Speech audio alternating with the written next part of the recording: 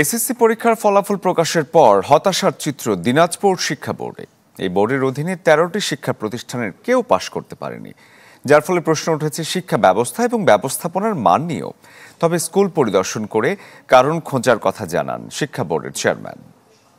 স্বজন CPVC pipe বাংলাদেশের ১ নম্বর NSF certified CPVC brand. Dinajpur শিক্ষা বোর্ডের অধীনে ঠাকুরগাঁও জেলা সদর উপজেলার সেনুয়া হাই স্কুল। এই বিদ্যালয় থেকে ২ জন শিক্ষার্থী অংশগ্রহণ করলেও ২ জনই অকৃতকার্য হয়েছে। একই চিত্র সদর উপজেলার জগন্নাথপুর উচ্চ বিদ্যালয়েরও। সেখানে ৪ জনের সবাই অকৃতকার্য। শুধু এই দুটি স্কুল নয়, দিনাজপুর শিক্ষা বোর্ডে ১৩টি শিক্ষা প্রতিষ্ঠানের কেউই পাশ করেনি। মাস্টারের কি দোষ বা স্কুলের কি দোষ? ছাত্ররা লেখাপড়া ঠিক মতো করেনি, ফেল করছে। পরীক্ষার আগ মুহূর্ত পর্যন্ত ক্লাসে কোনো উপস্থিতি ছিল না বা স্কুলে কেউ সেরকমভাবে আসতো না। নীলফামারীর ডিমলা উপজেলার শেখ ফজিলাতুন্নেসা মুজিব বালিকা উচ্চ বিদ্যালয়ে এবারও কেউ কৃতকার্য হয়নি। গেলবারেও ছিল একই দৃশ্য।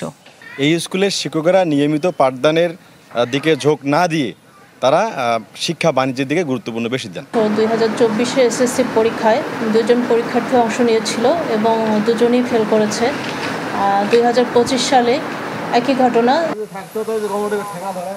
কুড়িগ্রামের সদর উপজেলার পূর্ব কুমারপুর আদর্শ উচ্চ বিদ্যালয়ে একজন পরীক্ষার্থী, জেলার নাগেশ্বরী উপজেলার পায়রাডাঙ্গা উচ্চ বিদ্যালয়ে 11 ও ফুলবাড়ী উপজেলার নজর মাহমুদ আদর্শ উচ্চ বিদ্যালয়ের 9 জনের সবাই ফেল করেছেন।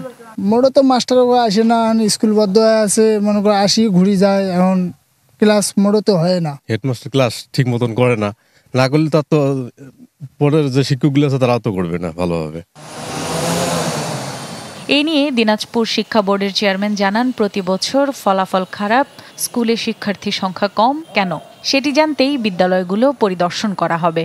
ছাত্র সংখ্যা হিসেবে ধরলে এই সংখ্যাটা বড় নয়, কিন্তু প্রতিষ্ঠান হিসেবে 13টা প্রতিষ্ঠান হয়ে যাচ্ছে, এটা একটা বিষয়। তো এই বিষয়টা আমরা দেখব, ওই স্কুলগুলোর ব্যাপারে আমরা দেখব।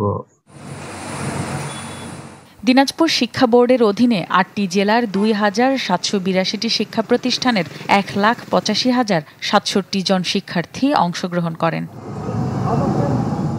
রওশনারা তানিয়া, চ্যানেল 24।